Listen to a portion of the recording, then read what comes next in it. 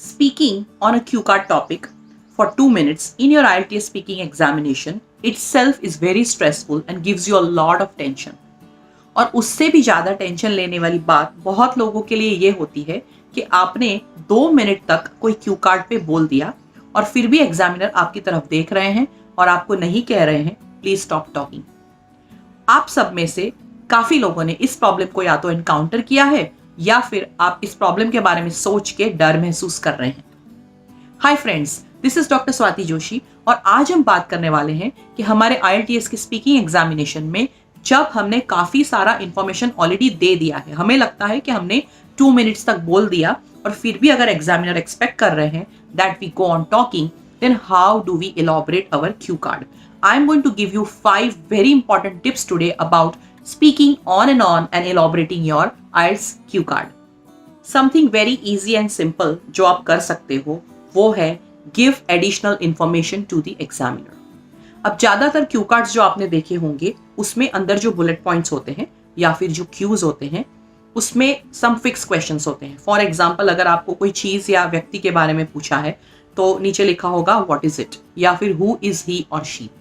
फिर पूछा होगा that how do you know him और हर या फिर हाउ इज इट, उसको डिस्क्राइब करो व्यक्ति को या फिर वस्तु को, and explain how do you feel about him और हर या फिर इट। तो ये वाले क्वेश्चंस जो होते हैं वो ज्यादातर व्हाट तो होता ही है, हाउ होता है और कभी कभी व्हेन और वेयर होता है। आपको मन में सोचना है कौन से क्वेश्चंस आपको पूछे नहीं गए हैं। अगर आपको व्हाट पूछा है, हाउ पूछा है और व्हेन पूछा है, लेकिन आपको व्हाई और वेयर नहीं पूछा है, विच नहीं पूछा है, हुज नहीं पूछा है, सो ये सब आपको मन में सोचना है। जितने भी क्वेश्चंस होते हैं what, why, where, when, which, whose, how इत्यादि, think about these and try to connect it with your main idea. जितना पूछा है उसका जवाब दे दिया, लेकिन जो नहीं पूछा है उसके बारे में सोचिए और एक्स्ट्रा इंफॉर्मेशन देने की कोशिश कीजिए, तो आपके पास बोलने के लिए बहुत सारी चीजें नई हो जाएगी। दूसरी चीज जो आप कर सकते हो वो है गिव एग्जाम्पल्स। आप जो भी बोलते हो उसको अगर कोई एग्जाम्पल के साथ अगर आप कनेक्ट करोगे तो उसके बहुत सारे एडवांटेजेस है। एक तो आपका जो बोलने का सेंटेंस है वो थोड़ा सा लंबा हो जाएगा, एलॉबरेट हो जाएगा। दूसरा, आप एग्जामिनर को ये भी महसूस कराओगे कि आप जो बोल रहे हो वो ऑथेंटिक है and you also understand what you are talking. Examples कैसे देंगे? अगर आप आपके कोई दोस्त के बारे में बात कर रहे हो, so if you say that my friend is a foodie, ये आपने एक सेंटेंस बताया, अब आपको उसका एक एग्जाम्पल देना है कि जो वो फूडी है वो आप कैसे प्रूफ करोगे। My friend is a foodie and he loves to explore every new restaurant that opens in my city. He is a very adventurous person. This is a sentence that you're talking about your friend. He regularly goes on hiking and trekking and some adventurous activities. This is an example that you have connected with your main sentence. My mother loves to cook. This is what you're describing about your mother. She makes new dishes every week and enthusiastically expects us to praise her. This is an example that you are giving. So you could give lot of instances, lot of examples to support your answer, and this is how also you could elaborate what you are talking about. Q card को elaborate करने का तीसरा तरीका है आप आपकी future की कोई विश के बारे में बात करें या फिर आपके पास्ट के कोई एक्सपीरियंस के बारे में बात करें। बहुत बार ऐसा होता है कि हमें हमारे पास्ट के कोई एक्सपीरियंस के बारे में पूछा जाता है। Most of the cue cards that you will be asked will be from the past time, और आपने उसके बारे में बोल लिया, अब आपको कुछ सूझ नहीं रहा है कि आप आगे क्या बोले, तो आप ऐसा कुछ बोल सकते हो जो आपकी फ्यूचर की डिजायर हो या फिर एस्पिरेशन हो।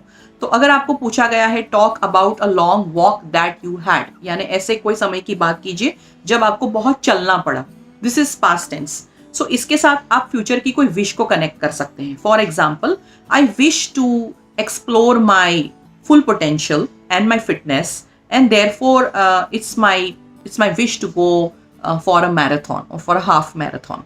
ऐसा आप डिजायर बता सकते हो आपकी फ्यूचर की।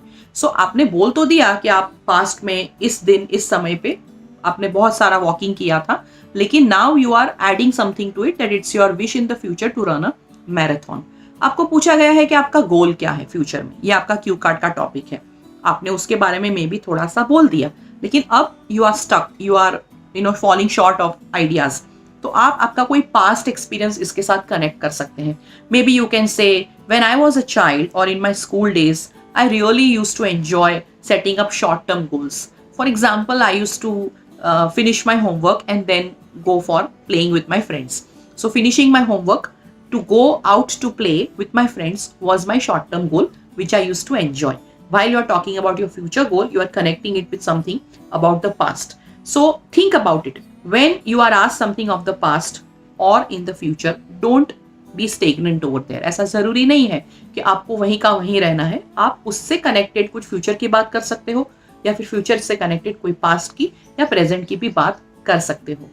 एक और बहुत ही इंटरेस्टिंग चीज जो आप कर सकते हो to elaborate is to talk about an additional idea या फिर सिमिलर एक्सपीरियंसेस. तो मान लो आपको क्यू कार्ड में पूछा गया, talk about an activity that you do in your leisure time या फिर फ्री टाइम, और आपने 2 मिनट्स के लिए बोला कि आप आपके फ्री टाइम में बुक्स पढ़ते हो या फिर म्यूजिक सुनते हो. अब टाइम हो गया और एग्जामिनर आपको चुप रहने को नहीं कह रहे हैं, तो आप एक एडिशनल आइडिया ऐड कीजिए या फिर कोई सिमिलर एक्सपीरियंस बताइए. सो आप कह सकते हो, one more thing that I would like to do and I usually do in my free time is that I spend time with the elderly in my locality. Sometimes I also go out with my friends and explore some new eateries. So आपने 2 नए ideas add किए. आप कह रहे हो कि आपके free time में आप बुक्स पढ़ते हो या फिर म्यूजिक सुनते हो. उसके बारे में बोल देने के बाद आप कह रहे हो कि आप एल्डरली के साथ टाइम स्पेंड करते हो या फिर आपके फ्रेंड्स के साथ बाहर कहीं खाने के लिए जाते हो. I learn the guitar, I do gardening. So talk about multiple things. It is not necessary that you could talk only about one thing. मान लो आपको पूछा गया, talk about a person whom you think is intelligent, and you have spoken about one person. Now you are having no idea. So you say, one more person that I think who is intelligent is, and talk about somebody else. I'm sure that थोड़ा ही आपने आगे continue किया and examiner will tell you, please stop talking now. The 5th tip is that आप जो भी topic पे बात कर रहे हो, भले ही आपको पूछा नहीं है, talk about the advantages and the disadvantages. So for example same topic लेते हैं. आपको पूछा है कि what do you do in your free time, और आपने कहा आई लिसन टू म्यूजिक. सो सब कुछ बोल देने के बाद आप कह सकते हो, some advantages I think of listening to music are that it reduces my stress, it makes me feel good, it enhances my productivity, I can sleep well, and I can get to know about the latest songs and music in my country. Well, at the same time, there could be some losses. I could be wasting more time. People around me would be disturbed if I sing loudly or if I listen to loud music. And it could also happen that I could be distracted from my work. आप ऐसे disadvantages और advantages भी बोल सकते हैं. जो भी चीज आप बोलो, आपके हिसाब से उसके फायदे और उसके डिसएडवांटेजेस के बारे में बात कीजिए, and that is also something additional that you could talk about. So my dear friends, I hope that these tips given by me are useful to you. If they are really useful to you, please give me a like. Subscribe to the channel in order to get access of more such videos. अगर आप चाहते हो कि मैं कोई और speaking tips के topic पे वीडियोस बनाऊं, please write to me in the comment section and I will be really happy to make those videos for you. All the best.